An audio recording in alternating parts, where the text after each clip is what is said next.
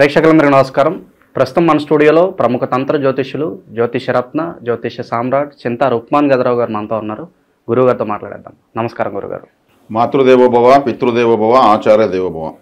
గురుగారు, జూన్ మాసంలో మిథున రాశి వారికి ఓవరాల్గా ఈ నెల ఎలాంటి ఫలితాలు ఉండబోతున్నాయి? ఎలాంటి జాగ్రత్తలు, రెమెడీస్ వీళ్ళు పాటించాలి మిథున రాశి వాళ్ళు? మిథున రాశి వాళ్ళు, ఈ రాశి వాళ్ళు సహజంగా దిశోభావ రాశిది. మిథునం అంటే కలయిక, ఒక స్త్రీ పురుషుల కలయిక, ఒక భార్యాభర్త యొక్క సింబల్ ఉంటుంది. ఈ రాశి వాళ్ళు ఎటువంటి స్వభావాన్ని కలిగి ఉంటారంటే, స్థిరత్వం అయితే ఉండదు, సంబంధం లేని సమస్యలు తెచ్చుకునేస్తారు. వీళ్ళు సంబంధం ఉండలేని సమస్యలకు బాధ్యత వహించాల్సి వస్తుంది. జీవితంలో ఇటువంటి తగులుతుంటాయి. వేరే వాళ్ళ మాట ఉండడము, సరేలే నేను చెప్తానులే అన్న చిన్నదానికి కూడా వీళ్ళు బాధ్యత వహించడము, ఆ సమస్యలు పూర్తిగా అవిటి వల్లనే వీళ్ళు జీవితంలో మనశ్శాంతి లేకుండా పోవడము, ఇటువంటివి దుష్పరిణామాలు జరుగుతుంటాయి వీళ్ళకు. ఎందుకంటే ఈ రాశి యొక్క స్వభావం అది దుస్వభావ రాశి కాబట్టి వీళ్ళు ఎక్కువగా హిజ్రాలు ఉంటారు. వాళ్ళకి ఎక్కువగా ఏమైనా కనిపిస్తే డబ్బులు ఇవ్వచ్చు, వాళ్ళకి బట్టలు పెట్టచ్చు. అర్ధనారీశ్వర ఆలయాలు ఉంటే ఎక్కడన్నా వెళ్ళచ్చు. తిరుచెంగోడు అని ఒక ఊరు ఉంది తమిళనాడులో, తిరుచెంగోడు అర్ధనారీశ్వర ఆలయం అక్కడ ఉంది. అక్కడ చాలా ప్రాచీనమైనటువంటి వేల సంవత్సరాల ఆలయం అది. ఆలయానికి ఎక్కువగా వెళ్ళి వస్తే యాక్టివేట్ అవుతారు. గ్రహాలు కానీ జాతకంలో మంచి స్థితిలో పడితే మంచి బుద్ధి సూక్ష్మత ఉంటుంది వీళ్ళకు. బుధుడు లాగా రాశ్యాధిపతి కాబట్టి వీళ్ళు ఇతరుల విషయంలో కేర్ఫుల్గా ఉండడం మంచిది. సింపుల్గా వీళ్ళని హ్యాండిల్ చేసేస్తారు. అతన్ని పెట్టుకో మధ్యలో అనేసి ఇంకెవరో బెనిఫిట్ పొందేస్తారు, వాడుకుని వదిలేస్తారు. సో మన సర్కిల్లో ఎవరున్నారు, వాళ్ళతో మనం ఎలా ఉంటున్నాము అని చాలా కేర్ఫుల్. లేదంటే మాత్రం సంబంధం లేనటువంటి అప్పులు తిప్పలు, మాట కోసం, నేను చెప్పానన్న మాట కోసం లక్షలు కావాలి, కోట్లు కూడా పోగొట్టుకునేస్తారు. అది సింపుల్ మాటే. అబద్ధం ఒకటి చెప్తే వీళ్ళు తప్పించుకోవచ్చు, అది చెప్పలేరు. ఆ విషయం వాళ్ళకి తెలుసు. నువ్వు ఇప్పుడు కూడా లేదని చెప్పు, మేము వదిలేస్తామని అంటారు. వీళ్ళు అనలేరు. వీళ్ళు అనలేరని తెలిసి ఆ మాట పెట్టి టార్చర్ పెడుతుంటారు. నువ్వు ఇలేదు, నువ్వు చెప్పలేదు, నువ్వు ఉండలేదు, చూడలేదని చెప్పు, మేము వదిలేస్తాం, పట్టించుకోం, లైఫ్లో మళ్ళీ నీ గురించి మళ్ళీ మేము ఎట్లా అలా అట్టుంటా ఉంటుంటాం. అంత అవసరం నాకు లేదు, నేను ఉన్నది వాస్తవమే, అయితే ఉంటే నువ్వు బాధ్యత వహించు, ఇట్లా తగులుకునేస్తారు. వెరీ సింపుల్గా ఉంటాయి. అంటే అబద్ధం చెప్పలేక, నిజాన్ని భరించలేకపోతూ ఉంటారు. అట్లుంటుంది. కాబట్టి కేర్ఫుల్గా ఉండాలని, సమాజంతో కేర్ఫుల్గా ఉండాలి, కమ్యూనికేషన్స్తో చాలా కేర్ఫుల్గా ఉండాలి వీళ్ళు. ఇక ఈ సంవత్సరం తీసుకుంటే ఈ జూన్ మాసం ఈ సంవత్సరం జన్మంలో గురువు, 10వ ఇంట్లో శని, 9వ ఇంట్లో రాహు, 3వ ఇంట్లో కేతు. అంటే గ్రహాలన్నీ న్యూట్రల్గా ఉన్నాయని చెప్పొచ్చు. నెగిటివ్గా లేవు, పాజిటివ్గా లేవు. జన్మలో గురువు ఉండడం వల్ల వీళ్ళకు గ్యాస్ట్రిక్ ప్రాబ్లం కంపల్సరీ వస్తుంది. లివరు, జీర్ణాశయము, కొత్త కడుపుల నొప్పి, ఇవన్నీ కంపల్సరీ వస్తాయి. చెస్ట్లో పట్టేయడము, కుట్టు పట్టేయడము, ఏదో ఒకటి ఖచ్చితంగా గ్యాస్ట్రిక్ ప్రాబ్లమ్స్ అయితే వస్తాయి, దానికి ఏం సందేహం లేదు. జన్మలో గురువు మొహమాటాన్ని ఎక్కువ ఇచ్చేస్తాడు, మంచితనాన్ని ఎక్కువ ఇచ్చేస్తాడు. మంచితనం ఎక్కువ, దాని శత్రువు ఇంకోటి లేదు. మంచి వాళ్ళు ఇప్పుడు సమాజానికి పనికిరారు. అంటే చెడ్డవాళ్ళు పనికి వస్తారంటే చెడ్డవాళ్ళు కూడా పనికిరారు. లౌక్యం తెలిసిన వాళ్ళు పనికి వస్తారు. ఎప్పుడు అబద్ధం చెప్పాలి అప్పుడు చెప్పాలి, సేఫ్ జోన్లోకి రావాలి. ఎప్పుడు నిజం చెప్పాలి అప్పుడు చెప్పాలి, సేఫ్ జోన్లోకి రావాలి. ఇది లౌక్యం అంటే.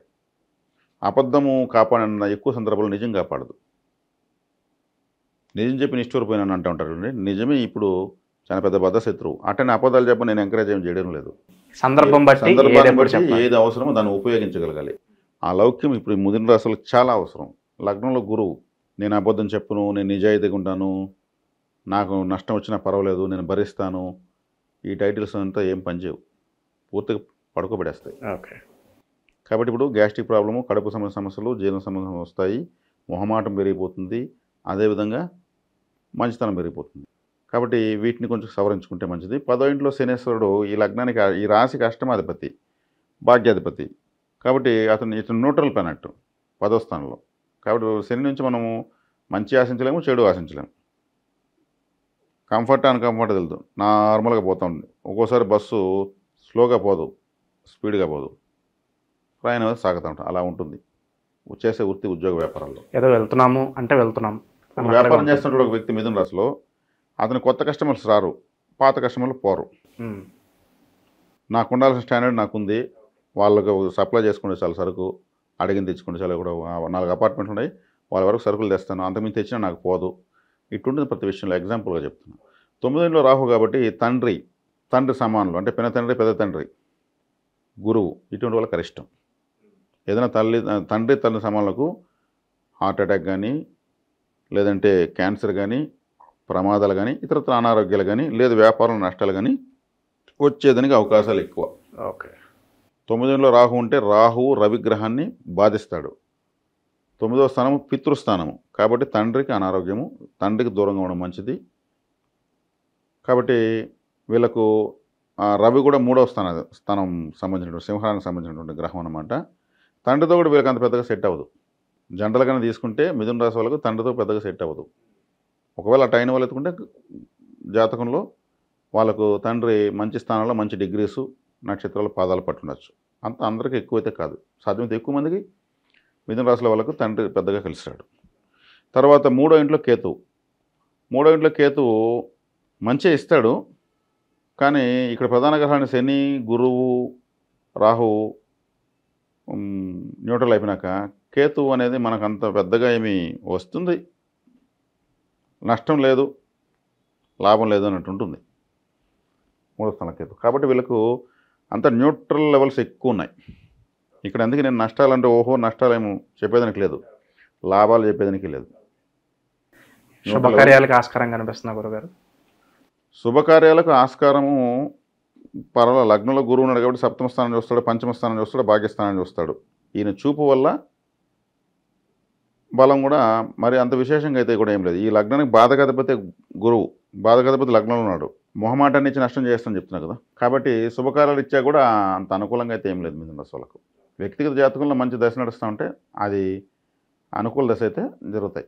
సో నాకంటూ గుర్తింపు కావాలి, నాకంటూ పేరు కావాలి, కొత్తగా అవకాశాలు నన్ను వెతుక్కుంటూ రావాలనుకుంటే ఎంత సమయం పట్టొచ్చు అంటారు? ప్రజెంట్ ఎలా ఉంది వీళ్ళ పరిస్థితి? గురువు మారాల, ఒకటి రాహు మారాల. గురు రాహులు మారితే చాలు. గురు రాహులు మారడానికి కొంత టైం ఉంది. కాబట్టి కొత్తదనానికి రాహు అధిపతి. అంటే ఇక్కడ రాహు అనుకూలత ఉన్నా కానీ గురువు బాధకాధిపతిగా అతను చూస్తాడు, అతను ఇవ్వనేడు. కాబట్టి కొంతకాలం వేచి చూస్తే గురు రాహులు మారుతారు. అప్పుడు న్యూట్రల్గా పోతుందండి. వీళ్ళకు శుభం చెప్పేదానికి ఎక్కువ కనిపించలేదు, అశుభం చెప్తాను కూడా అది కూడా కనిపించలేదు. ఓకే. వైవాహిక జీవితంలో కూడా చిన్న గొడవలు వస్తూ ఉంటాయి, పోతుంటాయి, అంత న్యూట్రల్గా ఉంటుందంటారు? ఏదో న్యూట్రల్గా ఉంటుంది. వీళ్ళకి చెప్పాలంటే బాగానే ఉన్నట్టు చెప్పచ్చు, నష్టం లేదన్నప్పుడు అంత లాభమే కదా.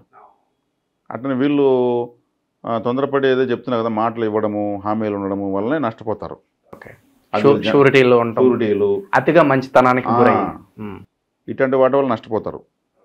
కాబట్టి ఇప్పుడు గోచారం వెళ్ళలేదు, ఇబ్బంది పెట్టే విధంగా లేదు. అతను ఓహోని తీసుకెళ్ళి ఎక్కడో కూర్చోబెట్టే పరిస్థితిలో కూడా లేదు. చెప్పాలంటే సాధారణంగా ఉందని చెప్పచ్చు, దాన్ని మనం వరీ కావాల్సిన అవసరం లేదు. సాధారణ ఫలితాలు అయితే ఉన్నాయి. ఈ పరిస్థితి నుంచి కొంచెం ఉన్నత స్థాయికి వెళ్ళాలంటే అడుగులు ఎప్పుడెప్పుడే మొదలు పెట్టాలి. దానికి సంబంధించి ఏదన్నా మంచి రెమెడీస్ ఏమైనా ఉంటే మాకు తెలియజేయండి. చెప్పాను కదా, అర్ధనారీశ్వర తత్వాన్ని ఆరాధించాలి. హిజ్రాల్ లాంటి వాళ్ళకు సహాయం చేయాలి. వాళ్ళు ఏం 10 రూపాయలు వాళ్ళు ఆశించేది, 20 రూపాయలు నేనేం పోతుంది. మంచి జాకెట్ బిట్లు తీసుకుని ఒక 10 కట్టగట్టి వాళ్ళకు పూలు పండ్లు ఒక చీర సరలాగా ఇచ్చేయండి. వాళ్ళ పడే ఆనందం అంతా ఎందుకు కాదు, హ్యాపీగా ఇచ్చేస్తారు, ఆశీర్వదించి మరి వెళ్తారు. ఆ పరిహారం వల్ల బాగా యాక్టివేట్ అవుతారు. వాళ్ళలో కూడా కొంతమంది ఇబ్బంది పెట్టే వాళ్ళు ఉన్నారు. అలా కాకుండా కొంచెం సభ్యతగా విజ్ఞతగా ఉన్న వాళ్ళని చూసుకుని ఇవ్వచ్చు, మంచిది. ఓవరాల్గా ఈ జూన్ నెలలో ఈ రాశి వారికి ఏ విధంగా ఉండబోతుందో చాలా బాగా వివరించారు గురుగారు. ధన్యవాదాలు.